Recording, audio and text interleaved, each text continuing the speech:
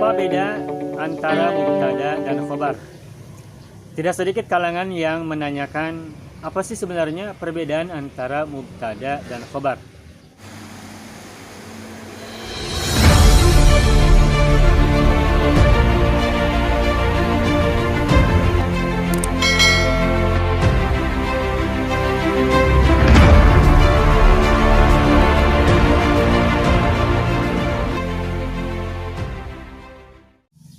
Apa beda antara mubtada dan khobar? Tidak sedikit kalangan yang menanyakan apa sih sebenarnya perbedaan antara mubtada dan khobar. Sebagaimana yang kita sama-sama ketahui, baik mubtada maupun khobar, dua-duanya adalah ismun marfu'un, isim yang i'rabnya adalah rafa. Ketika dua-duanya adalah terbuat dari isim yang mufrad, maka ciri belakangnya adalah dhammah, wa alamatu raf'ihi dhammatun zahiratun fi akhirih.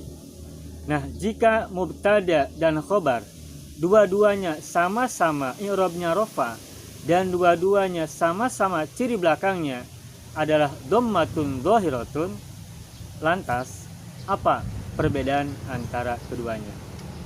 Nah, tentang perbedaan antara keduanya ini sebenarnya sangat sederhana formulasi untuk membedakan antara keduanya, yakni mubtada ciri depannya selalu diawali oleh alif lam, walaupun tidak selalu, hampir semuanya.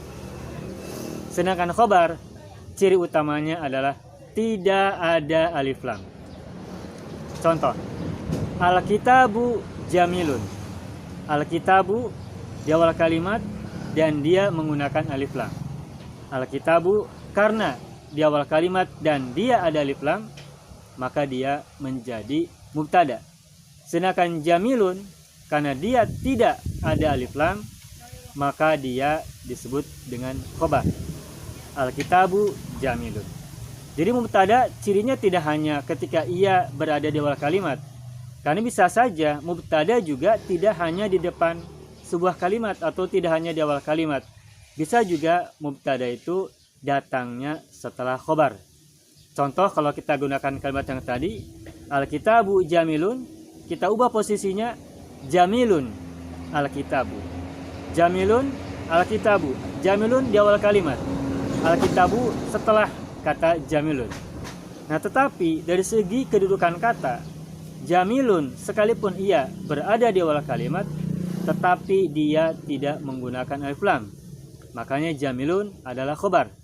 Sedangkan al-kitabu karena dia menggunakan alif lam, maka dia sebagai mubtada.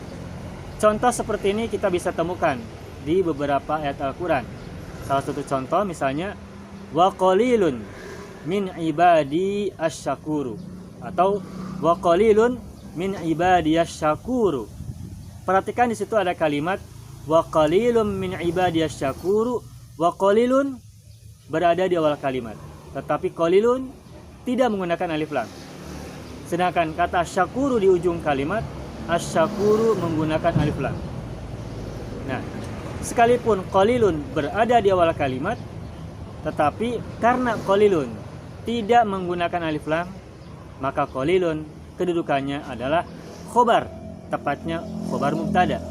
Sedangkan asyakuru karena dia menggunakan alif lam, meskipun berada di akhir sebuah kalimat, maka syakuru kedudukannya adalah sebagai mubtada. Akan tetapi karena qalilun itu khobarnya ditaruh di depan kalimat, maka namanya khobar muqaddam, khobar yang didahulukan di atas mubtadanya. Sebaliknya asyakuru karena dia adalah mubtada yang diakhirkan, berada di akhir kalimat, maka namanya menjadi mubtadaun muakhkharun, mubtada yang diakhirkan. Jadi kesimpulannya, perbedaan antara mubtada dan khobar, mubtada adalah kata yang diawali oleh alif lam, sedangkan khobar tidak menggunakan alif lam. Contoh yang lain, kalimat hadza kitabun. Hadza kitabun. Hadza adalah mubtada, tetapi hadza tidak menggunakan alif lam. Kenapa? Karena hadza adalah ismu isyarah yang mabniun, mabni, tidak mu'rab.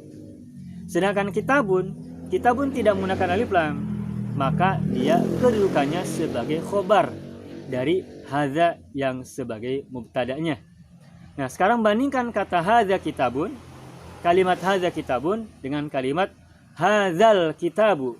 Kitabunya untuk yang kedua kali menggunakan alif lam. Maka karena hadzal kitabu, al-kitabu menggunakan alif lam, maka al-kitabu tidak lagi menjadi khobar, tetapi menjadi mubtada. Mana khobarnya? Khobarnya belum selesai. Kita tambahkan.